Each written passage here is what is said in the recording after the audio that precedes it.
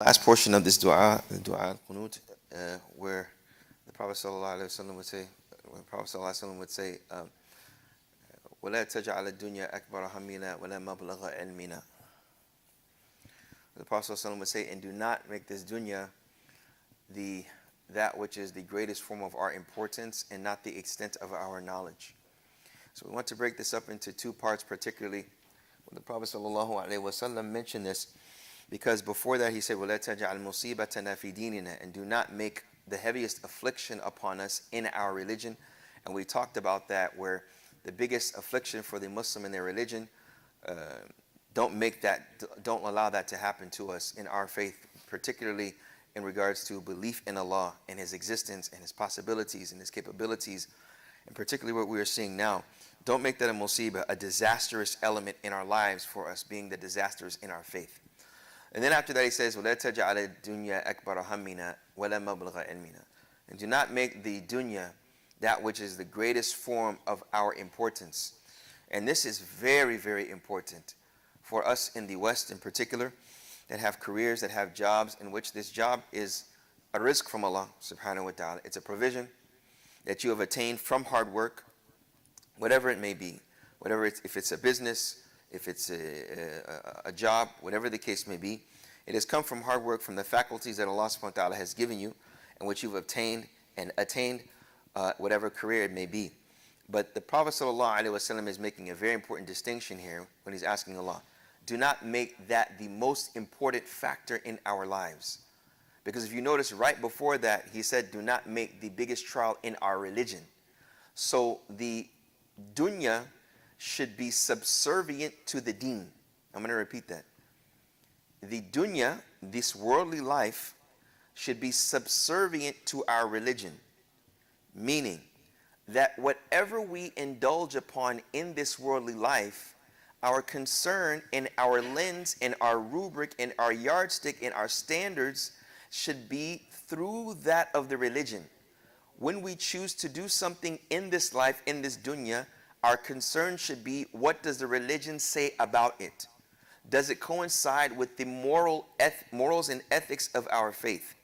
That is how I choose to live my life. That is what is most important to me, not just the dunya by itself. And that distinction is very important, because when it comes to the religion and this worldly life, if there is a contradiction in practice, this is where one has a choice to make. And the one that believes in Allah makes the choice that Allah wants him to make and obliges upon him or recommends for him. So for example, how many prayers do we have in a day? 5. So are at least one of those prayers in the time span of work of a 9 to 5 job? This one has 9 a.m. to 5 p.m. Does any prayer come within that time frame? Or is it 2? 9 to 5. 9 to 5? Depends what time of the year. Maybe just one. It could be 1, it could be 2. Yeah. It could be 1, it could be 2. So this time of the year, it's 1 or 2? 2. It's 2? Okay, I just want to make sure. It's 2. So this is a choice for everyone that is working. If the time of dhuhr comes in, is it obligatory to make dhuhr in between the time when it starts and before asr starts? Is that an obligation to make dhuhr prayer, the second prayer? Yes? No? Are there exceptions for the man? Are there exceptions for the man? No, no exceptions. Are there, is job an exception? It's not an exception. So when one chooses the job and says, well, you know, I'm at work and I cannot offer this prayer, or I'm at work, therefore I cannot offer. This is where the dunya was chosen over the deen. The dunya was chosen over the deen. Because this religion is something that is transcendent, therefore everything in this creation is subservient to the Creator and subservient to the system the Creator has brought for creation, which for us, the Muslims, is Sharia, which is Islam. So if we make that our importance, that is where it can become problematic for our faith.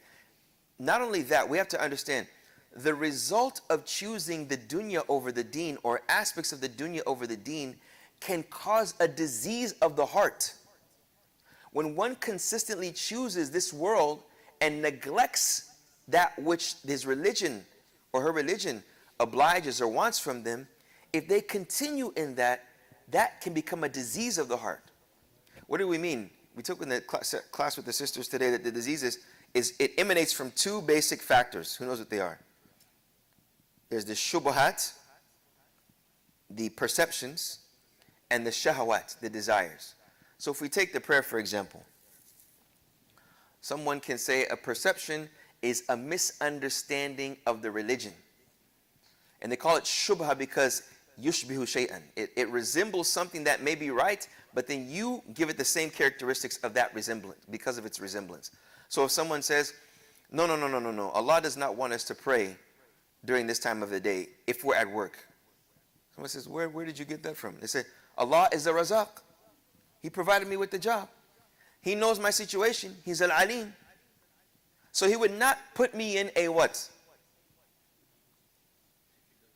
Difficult situation, to where the difficult situation is to tell my supervisor, to tell my employees, to tell someone, I need just 5 minutes. What are you going to go do? I just have to go pray. I have to go pray. I pray 5 times. This is the time.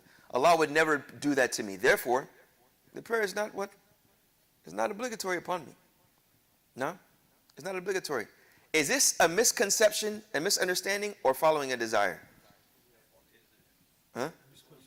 It's primarily a misconception. It started from a desire, but then it became to him validating the impermissible act. You understand? The other one is a desire, where one just follows a desire. I know that it's wrong, but I still do it. And that is the essence of what? Sin. All of us have this. It is the essence of sin. The problem is, if one is consistent upon whichever sinful practice and desirable practice that goes against the religion, that's where it can become a disease of the heart. When one validates the impermissible act. Right?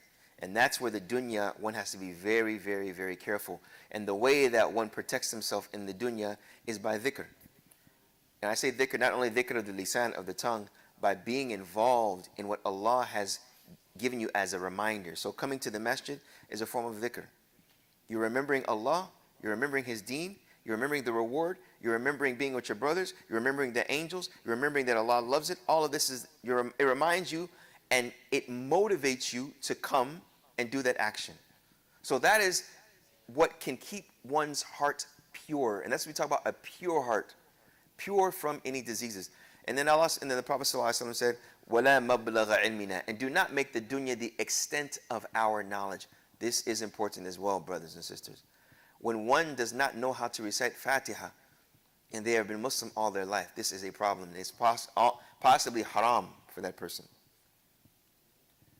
But when you talk to this person about chemistry, you talk to this person about engineering, you talk to this person about plumbing, a science of this world, they're well versed in it. When it comes to the basics of their religion, they have no knowledge of it whatsoever. The scholars call this ma'loom min ad-din bid-darura. Those things that are obligatory upon every single Muslim.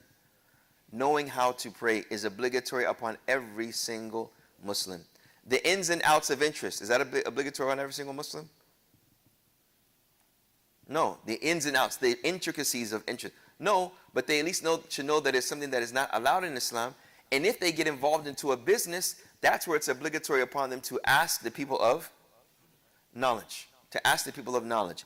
But the obligatory acts from the five pillars of Islam. If someone goes to Hajj and they don't know how to perform Hajj, they never sought the knowledge of Hajj, that is upon them. No? So when we talk about la mablagha ilmina, do not make the dunya the extent of our knowledge. Make our knowledge of that our knowledge of the deen of Islam. This is the most important thing. This is why the scholars of Islam they should be those that practice what they know.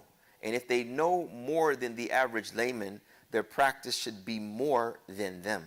That is what the standard is. And this is why the Prophet ﷺ said, إِنَّ الْعُلَمَاءَ وَرَثَةُ الْأَنْبِيَاءِ, that these scholars are the inheritors of the prophets. And they inherited the knowledge. They didn't inherit any money. So they inherited the knowledge of the religion. And the goal of knowledge is not knowledge. The goal of knowledge is action from the knowledge.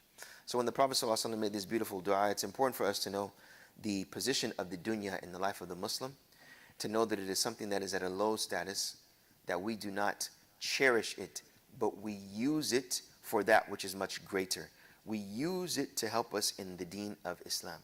And when one is diverted from that, that's where it can be possibly harmful upon them and upon others, whether it's following their desires or having the wrong perception and not knowing anything about what Allah subhanahu wa ta'ala has obliged or recommends for them, to ultimately protect them from the evils of shaitan, from mankind and from the jinn. So may Allah subhanahu wa ta'ala protect us in this life and make us of those that are aware of His greatness and His protection. May Allah subhanahu wa ta'ala forgive us for our shortcomings. May Allah subhanahu wa ta'ala with His protection protect our brothers and sisters in Gaza, Ya Rabbil Alameen. May Allah subhanahu wa ta'ala increase and strengthen the iman and wherewithal in their hearts, Ya Rabbil Alameen. May Allah allow us, when we hear or see of any of this that they are facing, that we put our hands up to Him and ask Him for His greatness and His protection and His honor and His mercy and His love, and also His punishment for those that are the enemies of Him and the enemies of Islam. ربنا آتنا في الدنيا حسنة وفي الآخرة حسنة وقنا عذاب النار وصلى الله وسلم وبارك على نبينا محمد وعلى آله وصحبه الأبرار.